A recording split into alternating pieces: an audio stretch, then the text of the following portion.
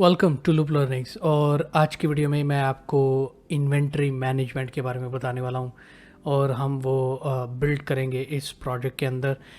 ये 20 video number 20 है, 20 इस सीरीज़ की। अगर आपने पहले 19 पार्ट्स इसके नहीं देखे, हम पीओएस सिस्टम बना रहे हैं। अगर आपने पहली 19 वीडियोस नहीं देखे तो लिंक्स उन सब वीडियोस के डिस्क्रिप्शन में है, आप जाके ज़रूर देखें और आपको फ़ायदा होगा होपफुली। कुछ भी करने से पहले मैं ये ज़रूर कहना चाहूँगा, अगर आपने इस चैनल को अभी तक सब्सक्राइब नहीं किया तो ज़रूर कर लें, बेल का आइकन भी हिट करें ताकि आपको नोटिफिकेशन मिले जब भी मैं नई वीडियो अपलोड करूँ। और लाइक करें, शेयर करें सबके साथ, और कमेंट्स में मुझे ज़रूर बताइएगा कैसी वीडियो ये आपको लगेगी। एनीवे, सो आज हम इन्वेंट्री मैनेजमेंट के बारे में बात करने वाले हैं। इन्वेंट्री मैनेजमेंट एक बहुत इम्पॉर्टेंट एस्पेक्ट है किसी भी बिज़नेस का, जो स्पेशली जो ग्रोसरी स्टोर्स हैं या रिटेल शॉप्स होती हैं, उनके लिए इन्वेंट्री को मैनेज करना, स्टॉक को मैनेज करना बहुत इम्पॉर्टेंट एस्पेक्ट होता है। और क्योंकि ये हम एप्लीकेशन भी रिटेल शॉप्स के लिए बना रहे हैं, ग्रोसरी शॉप्स के लिए बना रहे हैं, small medium grocery shop, small medium retail shops के लिए, तो इन्वेंट्री मैनेजमेंट का होना बहुत ज़रूरी है इस सिस्टम के अंदर, इस एप्लीकेशन के अंदर। ऑब्जेक्टिव सिर्फ दो हैं। पहला ऑब्जेक्टिव ये है कि आसान से आसान तरीक़ाकार हो एप्लीकेशन यूज़ करने का, यानी कि आसान यूज़र इंटरफेस हो, आसान ट्रांजैक्शन क्रिएट करना हो, और दूसरा फंक्शनल भी हो सेम टाइम। सिर्फ आसान ही नहीं, फंक्शनल भी हो। सो इन दो बातों को मद्देनज़र रखते हुए मैंने ये डिसाइड किया कि क्योंकि inventory management, supply chain management itself एक बहुत बड़ा सब्जेक्ट है, एक मतलब एक स्पेशल सब्जेक्ट है ये, और इसमें लोग स्पेशलिटी लेते हैं अपनी इस फील्ड में, supply chain management, inventory management में। और वो इतना सोफिस्टिकेटेड सिस्टम इन्वेंट्री मैनेजमेंट का इस एप्लीकेशन में मैं बिल्ड नहीं करने वाला, ठीक है ना। हम क्या करेंगे, हम बेसिक्स इसमें बिल्ड करेंगे। एटलीस्ट हम इतना तो इन्वेंट्री मैनेजमेंट का बेसिक इसके अंदर बिल्ड करें, इस एप्लीकेशन के अंदर, कि हमें पता चल सके कि हमारा स्टॉक बैलेंस क्या है, स्टॉक ड्यू क्या है, करंट स्टॉक क्या है, रिजर्व स्टॉक क्या है, अफेक्टिव स्टॉक क्या है, एटीएस क्या है। ये सब चीज़ें हम इसके अंदर बिल्ड करेंगे। और मैंने इसका वर्क अराउंड भी किया हुआ है। एक्सेल शीट में अगर मैं जाऊँ तो आप देख सकते हैं कि ये बेसिक है इन्वेंट्री मैनेजमेंट का, ठीक है ना।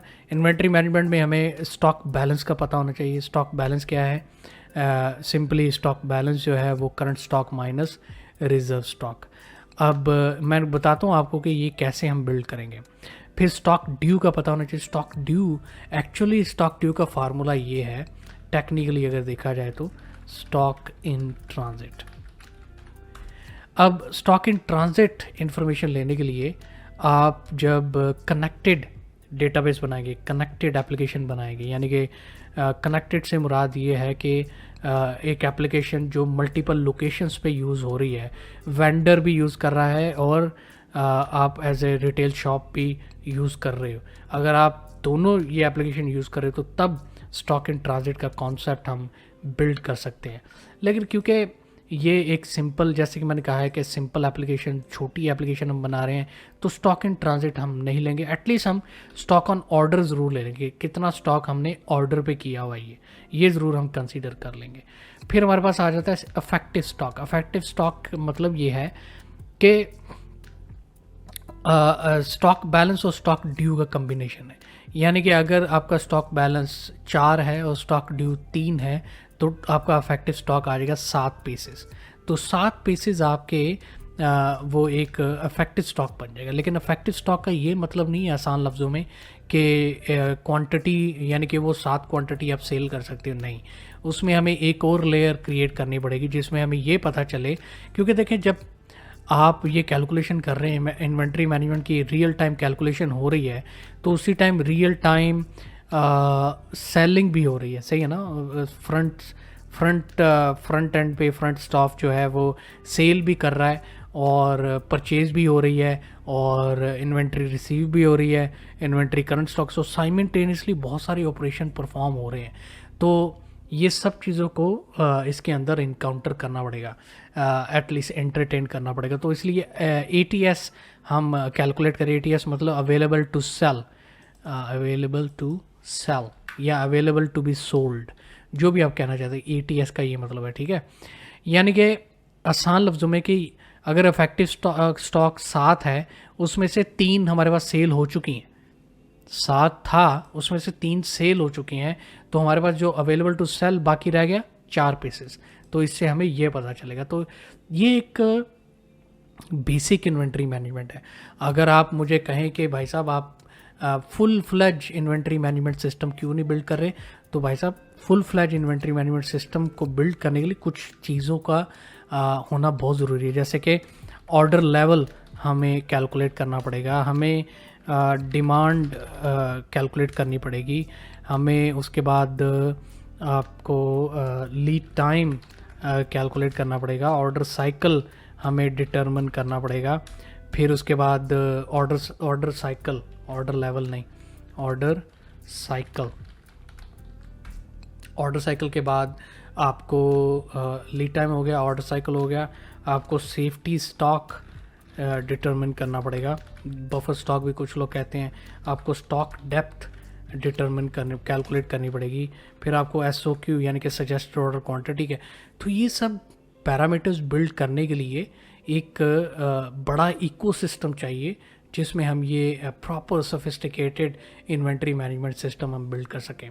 वैसे मैं सोच रहा हूँ इस वीडियो को बनाने से पहले मैं ये सोच रहा था कि शायद मैं ये सीरीज़ ख़त्म होने के बाद मैं शायद इन्वेंट्री मैनेजमेंट का एक सेपरेट स्टैंड अलोन सॉफ्टवेयर बनाऊँ, एप्लीकेशन बनाऊँ, जिसमें ये सारी चीज़ें हम कवर करेंगे। फिर मज़ा आएगा सारा। सो मुख्तलिफ चीज़ें हैं जो हम इस एप्लीकेशन में एटलीस्ट एंटरटेन नहीं कर सकते, ये वाली चीज़ें।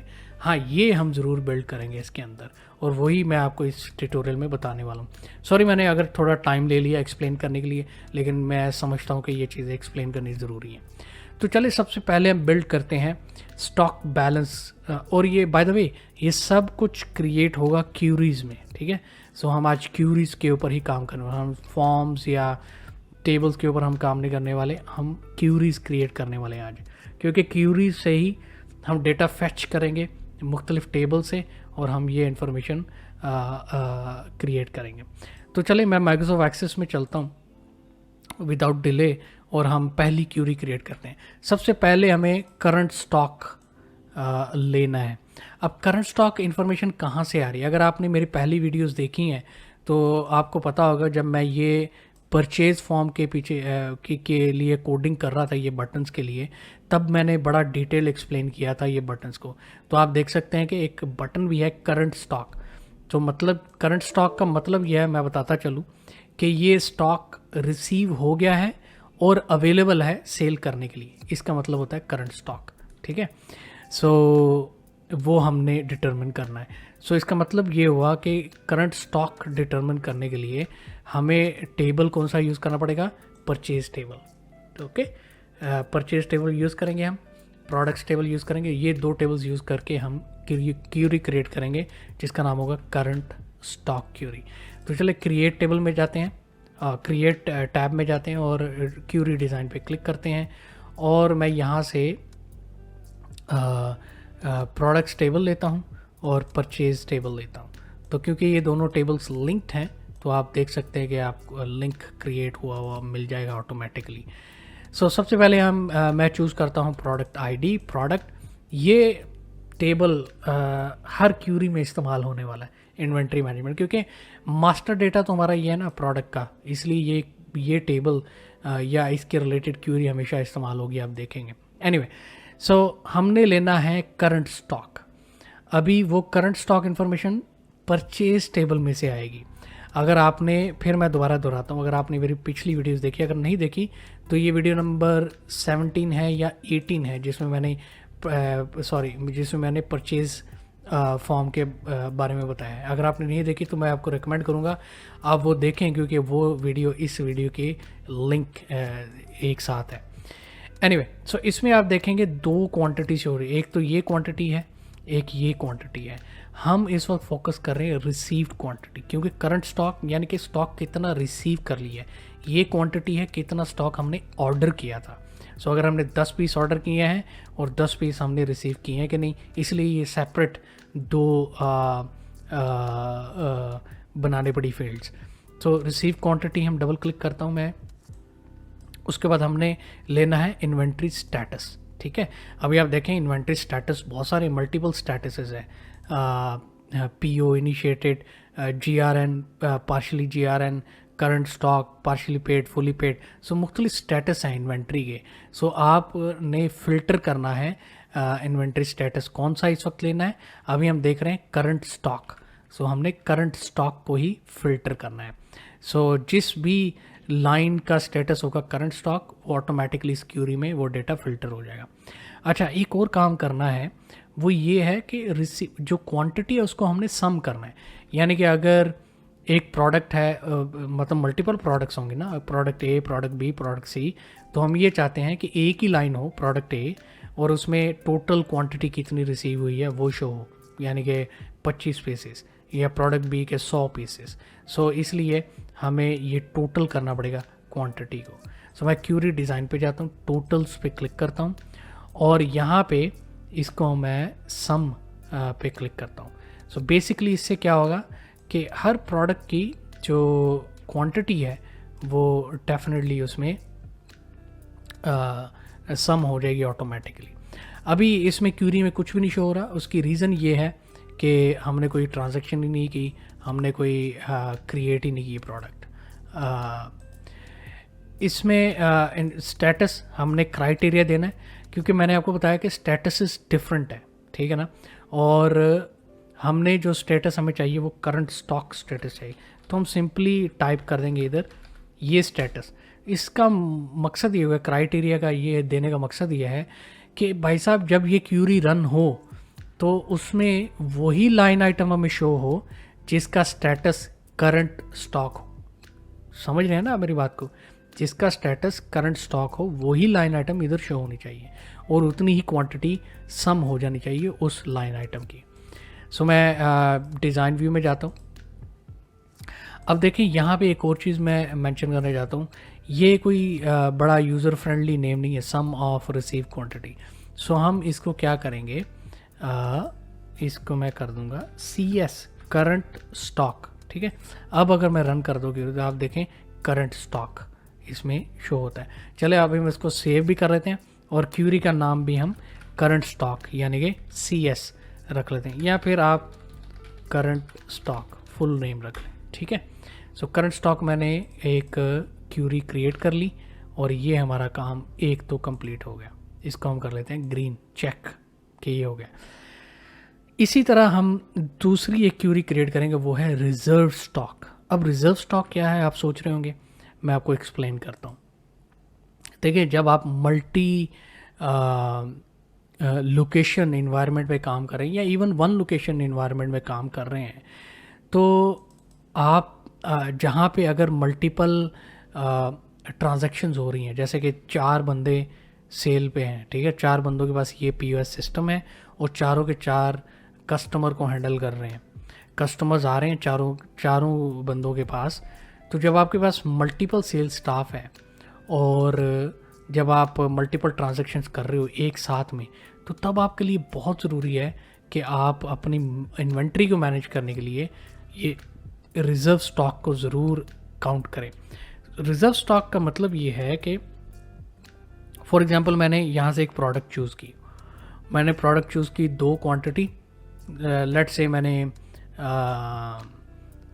कोई भी आइटम, यार ग्रोसरी का कोई भी आइटम ले लो आप, मैंने प्रोडक्ट चूज़ की, उसकी क्वांटिटी मैंने 2 चूज़ की। तो जब मैं चूज़ करूँगा, जब तक वो कंफर्म नहीं हो जाता कि कस्टमर वाकई परचेज़ कर रहा है, या जब तक ये जो ऑर्डर है इनवाइस नहीं क्रिएट हो जाती, तब तक या कैंसिल होने के टाइम तक वो उसका स्टेटस रिज़र्व स्टॉक ही रहेगा। अगर यहाँ पे एक आइटम रिज़र्व स्टॉक होगी या 2 पीसेस क्वांटिटी के साथ, फर्स्ट करें आपके पास टोटल स्टॉक इस लाइन आइटम का, ब्रेड्स का फर्ज करो ब्रेड्स है, ब्रेड्स के आपके पास 4 क्वांटिटी पड़ी है स्टॉक के अंदर, तो 2 मैंने रिज़र्व कर ली एक इस ऑर्डर के अगेंस्ट, तो बाकी आपके पास कितनी, जब आपके पास रिज़र्व हो जाएगी ना क्वांटिटी, फिर आपका स्टॉक बैलेंस हो जाएगा 2, क्योंकि current stock minus reserve stock. Current stock आपका 4 था, उसमें से 2 रिज़र्व हो गया किसी कस्टमर के लिए, तो बैलेंस जो आपका रह जाएगा वो 2 क्वांटिटी आपकी रह जाएगी। तो दूसरा सेल्स पर्सन जब ऑर्डर क्रिएट करेगा सेम आइटम का, उसको 2 क्वांटिटी शो होगी, 4 क्वांटिटी शो नहीं होगी। मैं उम्मीद करता हूँ आप समझ रहे होंगे कि मैं क्या एक्सप्लेन करने की कोशिश कर रहा हूँ। मैं एक्सप्लेन इसको और अच्छे तरीके से कर सकता हूँ, लेकिन टाइम थोड़ा सा है ऑनेस्टली, मुझे और भी काम है जो मैंने करना है इस वक्त, इसलिए मैं थोड़ा सा एक्सप्लेन करने की कोशिश कर रहा हूँ। उम्मीद कर रहा हूँ कि आप समझ रहे होंगे। अच्छा, जब तो हमने रिज़र्व स्टॉक यहाँ से लेना है, सो इसका मतलब ये हुआ कि हम ऑर्डर लाइंस को टारगेट करेंगे। सो हम जाएंगे क्रिएट और हम जाएंगे क्यूरी डिज़ाइन पे, ऑफ कोर्स प्रोडक्ट्स टेबल तो लेना ही है, हम फिर ऑर्डर्स टेबल और ऑर्डर्स लाइन टेबल, ये हम 2 टेबल्स ले लेंगे। अब यहाँ से हम ले लेते हैं प्रोडक्ट आईडी प्रोडक्ट, और यहाँ से हम ऑर्डर लाइन्स ये है ना, यहाँ पे हम क्वांटिटी ले लेते हैं क्योंकि हमें क्वांटिटी से मतलब है, और हम इसका स्टेटस ले लेंगे। सो अब अगर मैं रन करूँ, क्योंकि कोई डेटा नहीं है तो एम्प्टी शो होगी ये क्यूरी। तो डिज़ाइन व्यू में जाते हैं, अगेन इसको सम करना है, हर क्यूरी में ऐड कर लो आप, ऐड मतलब सम कर लो, एडिशन कर लो, एडिशन नहीं यार, सम अलग चीज़ है। स्टेटस इसका जो क्राइटेरिया है वो हम देंगे रिजर्व्ड। ये जब ऑर्डर क्रिएट होगा ना, जब हम ऑर्डर क्रिएट करेंगे तब आपको पता चलेगा कि ये कहाँ से डेटा आ रहा है। अभी इसको हम सेव कर लेते हैं, रिजर्व्ड स्टॉक।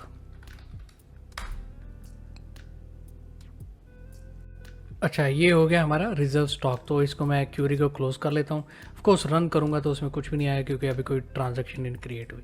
तो हमारा रिजर्व स्टॉक भी क्रिएट हो गया, तो इसको भी चेक मार्क कर देते हैं। अब हम लेते हैं स्टॉक ड्यू। अब स्टॉक ड्यू का जो ड्यू की जो इन्फॉर्मेशन आएगी वो स्टॉक ऑन ऑर्डर हमने लेना है, यानी कि वो इन्फॉर्मेशन आएगी परचेज टेबल से। आपको अगर याद हो कि जब हम पीओ क्रिएट करेंगे, परचेज ऑर्डर क्रिएट करेंगे, तो इसका इन्वेंट्री का स्टेटस क्रिएट हो जाएगा और इन्वेंट्री का स्टेटस होगा पीओ क्रिएटेड। तो ये इन्वेंट्री का स्टेटस मतलब परचेज ऑर्डर क्रिएट हो गया है और स्टॉक ऑन ऑर्डर पे है। सो ये आप समझ गए होंगे। तो अब हम जाते हैं, इसको हम क्यूरी क्रिएट करते हैं, प्रोडक्ट्स टेबल ऑफ कोर्स और purchase table, product ID product, और उसके बाद हम परचेज टेबल से हम लेते हैं क्वांटिटी। अब हमने ये वाली क्वांटिटी उठानी है, अब हमने रिसीव क्वांटिटी नहीं, अब हमें कितनी हम परचेज कर रहे हैं, कितना सामान ऑर्डर पे है वो ले रहे हैं क्वांटिटी, ठीक है। और हम उसके बाद ले रहे हैं उसके बाद हम ले रहे हैं स्टेटस, इन्वेंट्री स्टेटस। सो इन्वेंट्री स्टेटस क्या होना चाहिए, पीओ क्रिएटेड। ये इन्वेंट्री स्टेटस जिस भी लाइन आइटम का है वो फिल्टर हो जाए, हम ये एक्चुअली क्यूरी क्रिएट करें। ऑफ कोर्स क्वांटिटी को हम सम कर लेंगे। सो हम इधर जाते हैं और इसको हम सम कर लेते हैं। मैं क्यूरी रन करूँगा, ऑफ कोर्स इसमें कुछ शो नहीं होगा। अगेन इसका नाम हम चेंज कर लेते हैं, सम ऑफ क्वांटिटी। किसका सम है भाई हमें पता ही नहीं है। सो हम यहाँ पे इसको कर लेते हैं स्टॉक ऑन ऑर्डर या स्टॉक ड्यू, इसका नाम ही हम स्टॉक ड्यू क्यूरी रखेंगे। सो इसको हम सेव कर लेते हैं, स्टॉक ड्यू, ठीक है। ये भी क्यूरी क्रिएट हो गई। उम्मीद करता हूँ आप मुझे फॉलो कर रहे होंगे। देखिए मैं वन बाय वन, पहले मैंने आपको एक्सप्लेन किया ये क्या क्या चीज़ें हैं। अब हम ये क्यूरीज एक्चुअली बना रहे हैं उसके अंदर, एक्सेस के अंदर। तो पहले हम ये सब वन बाय वन बना लेंगे, उसके बाद हम ये फार्मूलेज वगैरह लगाएंगे, ठीक है। सो आप मुझे फॉलो करते रहो।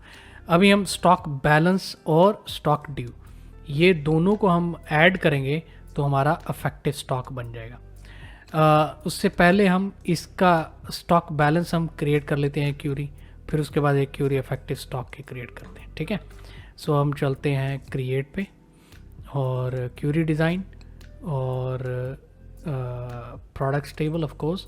इस बार हम क्यूरीज पकड़ते हैं। तो स्टॉक बैलेंस का क्या है, उसमें हमें करंट स्टॉक चाहिए, रिज़र्व स्टॉक चाहिए। तो करंट स्टॉक आ गया, रिज़र्व स्टॉक आ गया। ओके, अब इसमें हम प्रोडक्ट आईडी, प्रोडक्ट ये पकड़ लेंगे। फिर हम आ जाएगा करंट स्टॉक और ये आ जाएगा रिज़र्व स्टॉक। अगेन इसको हम आर एस कर लेते हैं, कॉलन रिज़र्व स्टॉक हो जाएगा। सो उसके बाद हम ये फार्मूला अप्लाई करेंगे, current stock minus reserve stock. So stock balance is S B, इसको हम कहेंगे, और इसमें आएगा current stock minus reserve stock. तो ये फार्मूला अप्लाई हो गया। ऑफ कोर्स मैं रन करूँगा तो हमें कुछ भी नहीं नज़र आएगा क्योंकि कोई डेटा ही नहीं है, but it will definitely work, I can assure you that. So हम इसको स्टॉक बैलेंस कर लेंगे, इसका नाम। ओके जी, स्टॉक बैलेंस भी क्रिएट हो गया। अब हम अफेक्टिव स्टॉक की क्यूरी क्रिएट कर सकते हैं क्योंकि हमारे पास स्टॉक ड्यू और स्टॉक बैलेंस दोनों आ गए हैं, हमने सिर्फ इनको ऐड करना है। सो एक और क्यूरी क्रिएट करते हैं। ठीक है, मैं दोबारा प्रोडक्ट्स टेबल पकड़ता हूँ, क्यूरीज में जाते हैं, हम स्टॉक बैलेंस पकड़ते हैं, स्टॉक ड्यू पकड़ते हैं। सो हमने ये दोनों क्यूरीज ले ली और एक टेबल ले लिया, हमारा मास्टर टेबल जो है प्रोडक्ट्स का। Product ID, product, stock balance, stock due. Formula क्या है, stock balance plus stock due. So ये फार्मूला है सिंपल सा। अफेक्टिव स्टॉक हम कैलकुलेट करें तो E S columns S B, ये वाला S B mean stock balance, plus S D stock due. ये हमारा अफेक्टिव स्टॉक कैलकुलेट हो जाएगा। तो चले इसको हम अफेक्टिव स्टॉक के नाम पे क्यूरी ये क्रिएट कर लेते हैं। ये हमारा अफेक्टिव स्टॉक। अब ये अफेक्टिव स्टॉक का मतलब ये है कि ये स्टॉक हमारे पास अवेलेबल है सेल करने के लिए, लेकिन इसमें हम एक और लेयर क्रिएट करेंगे, हम ATS अवेलेबल टू सेल, जो हम सब्सट्रैक्ट करेंगे क्वांटिटी कितनी, जितनी क्वांटिटी सेल होगी है उसको माइनस करेंगे अफेक्टिव स्टॉक से। तो जो हमारा स्टॉक रह जाएगा वो हम अवेलेबल टू सेल, जो मैंने पहले एग्जांपल दी, अगर आपका जो अफेक्टिव स्टॉक है 4 ब्रेड्स है, ठीक है, 4 ब्रेड्स के लोफ ऑफ ब्रेड क्या उसको कहते हैं, जो भी है, तो 4 पीसेज आपके स्टॉक में पड़े थे, 2 सेल हो चुके हैं, तो आपका जो अवेलेबल टू सेल क्वांटिटी रह जाएगी वो 2 पीसेस रह जाएगी। सो हम सोल्ड, अब सोल्ड इन्फॉर्मेशन कहाँ से आएगी, ऑफ कोर्स ऑर्डर फॉर्म से आएगी, ऑर्डर टेबल से आएगी। तो चले हम क्रिएट कर लेते हैं क्यूरी। यहाँ से हम प्रोडक्ट्स टेबल पकड़ते हैं और हम पकड़ते हैं जी ऑर्डर्स, ऑर्डर लाइंस। ठीक है, ये 2 टेबल पकड़ लेते हैं, प्रोडक्ट आईडी, और यहाँ पे हम of course quantity order line की, और यहाँ पे हम आ जाएंगे ऑर्डर्स का हम स्टेटस पकड़ लेते हैं। क्वांटिटी हम फॉर श्योर इसको हम सम कर लेते हैं, और ये क्योंकि सोल्ड क्वांटिटी है तो हम इसका नाम भी सोल्ड रख देते हैं। और यहाँ पे हम स्टेटस, ऑर्डर का स्टेटस जब इनवॉइस्ड हो जाए, जब ऑर्डर, यानी कि मैं चलो ऑर्डर फॉर्म में जाता हूँ, जब इनवॉइस हो जाए ऑर्डर, पैसे हमने ले लिए, तो इसका जो स्टेटस है ऑर्डर का स्टेटस ये वाला, यहाँ पे ये हो जाएगा इनवॉइस्ड। जब ऑर्डर स्टेटस इनवॉइस हो जाएगा तो जितने भी ऑर्डर इनवॉइस हैं और उसके अगेंस्ट जितने भी लाइंस में क्वांटिटी सेल हुई है, जिस ऑर्डर लाइन, जिस लाइन की, उस क्वांटिटी को हम सम कर लेंगे और हमारे पास वो डेटा सोल्ड का भी आ जाएगा। ठीक है, उम्मीद करता हूँ आप समझ रहे। देखें, अगर आपने कभी इन्वेंट्री मैनेजमेंट नहीं सीखा या उस पर काम नहीं किया, मैं भी स्टूडेंट हूँ भाई, मैं कोई मास्टर नहीं हूँ, मैं भी स्टूडेंट हूँ, मैंने भी ऐसे ही पंगे ले ले के ऑनेस्टली मैंने सीखा हुआ है, थोड़ा बहुत, ज़्यादा नहीं, थोड़ा बहुत मैंने सीखा हुआ है। सो मुझे ये सब चीज़ें इसलिए पता है, और मैंने भी प्रैक्टिस की हुई है। मैंने ये क्यूरीज तकरीबन कोई 50 बार तो बनाई होगी, डिफरेंट प्रोजेक्ट्स के लिए या अपनी प्रैक्टिस के लिए सिर्फ तो इसलिए मैं ये क्वेरीज बना पा रहा हूँ। तो आप भी जितनी प्रैक्टिस करोगे उतना आपको भी पता चलता जाएगा। और मैं आपको यकीन गारंटी देता हूँ, आप इस वीडियो को दोबारा से देख के फॉलो करते जाएंगे ना। एक बार पहले आप देख लें, फिर आप अपना लैपटॉप खोलें, एक्सेस ओपन करें और फिर आप मेरे स्टेप्स फॉलो करें। आप स्टेप्स फॉलो करते जाएंगे, आपको पता चलता जाएगा कि मैं क्या बता रहा हूँ और आप क्या कर रहे हैं। ठीक है, सो ये हमारा हो जाएगा 80 नहीं सोल्ड। ये हम सिर्फ सोल्ड क्वांटिटी हम ले रहे हैं। ठीक है, अब हमारी जो फाइनल क्यूरी क्रिएट होगी वो है ATS, अवेलेबल टू सेल। वो हम ये इक्वेशन लगाएंगे, इफेक्टिव स्टॉक माइनस सोल्ड। सो चले हम क्रिएट करते हैं क्यूरी डिज़ाइन और प्रोडक्ट्स टेबल लेते हैं। हम क्यूरीज पकड़ेंगे। क्यूरीज कौन कौन सी? इफेक्टिव स्टॉक और सोल्ड ऑफ कोर्स। ठीक है, प्रोडक्ट आईडी पकड़ ली, प्रोडक्ट पकड़ ली, फिर हम इफेक्टिव स्टॉक सोल्ड और अब हम ये इक्वेशन इसमें लगा देंगे। सो ATS, ये क्या हम ATS again available to sell, ATS is effective stock minus sold. So यानी ये माइनस ये effective stock minus sold. Alright, okay, so आपका ये ATS भी कैलकुलेट हो जाएगा। सेव डेटा, इसका हम नाम ही क्यूरी का ATS दे देंगे। सो ये हमारी क्यूरीज क्रिएट होगी। अब हम क्या करेंगे, ये जो क्यूरीज क्रिएट की हैं, देखिए हम यहाँ तक पहुँचे हैं बाकी क्यूरीज बना के, तो मतलब क्यूरीज भी बनाई है, सब क्यूरीज भी बनाई हैं इस ट्यूटोरियल में। सो ये हम डेटा यूज़ कहाँ करेंगे, आप ये सोच रहे होंगे। वेल, हम ये डेटा यूज़ करेंगे ऑर्डर फॉर्म में। ठीक है, सो ऑर्डर फॉर्म, यहाँ पे ये क्वांटिटी, सो किसी ने कैटेगरी चूज़ की, उसमें हम यूज़ करेंगे ये इन्फॉर्मेशन और उसमें ये क्वांटिटी शो होगी कि ये क्वांटिटी है कितनी। ठीक है, अगर तो क्वांटिटी ज़ीरो है तो जब कोई चूज़ प्रोडक्ट पे क्लिक करेगा तो उसको एरर मैसेज आएगा कि भाई साहब कि ये हम प्रोडक्ट नहीं सेलेक्ट कर सकते क्योंकि क्वांटिटी इसकी है ज़ीरो। ATS, जब available to sell quantity zero होगी तो प्रोडक्ट ऐड करने का क्या फ़ायदा, कोई फ़ायदा ही नहीं है। सो इसलिए ये हमें इन्वेंट्री मैनेजमेंट को इसके अंदर इनबिल्ट करना है ताकि जब हमें पता चल सके कितनी क्वांटिटी अवेलेबल है। ठीक है, सो ये था आज का ट्यूटोरियल। उम्मीद करता हूँ आपने कुछ सीखा होगा। कुछ अगर आप कंफ्यूज हो गए हैं, कन्फ्यूजन है, तो मुझे कमेंट्स में ज़रूर पूछ लें। मैं जहाँ तक हो सके मैं रिप्लाई ज़रूर करूँगा। उम्मीद करता हूँ आपने कुछ सीखा होगा। अगर नहीं भी सीखा तो मुझे कमेंट्स में ज़रूर बताइएगा। अगर आपको ये वीडियो पसंद आई है, कंटेंट पसंद आया, तो ज़रूर लाइक का बटन प्रेस कर दें और शेयर करें दूसरों के साथ अगर आप समझते हैं कि दूसरे भी इससे फ़ायदा उठा सकते हैं। प्लस अगर अभी तक चैनल को सब्सक्राइब नहीं किया तो मुझे नहीं पता क्यों नहीं किया, कर दो भाई, फ्री में है, रेड बटन प्रेस कर दो और बेल का आइकन भी हिट कर दो। अगर अभी तक आप वीडियो देख रहे हैं तो शाबाश है आपके ऊपर, thank you so much, appreciate it. चलें, ये थी आज की वीडियो, मिलते हैं अगली वीडियो में, तब तक अपना ख्याल रखें, बाय बाय।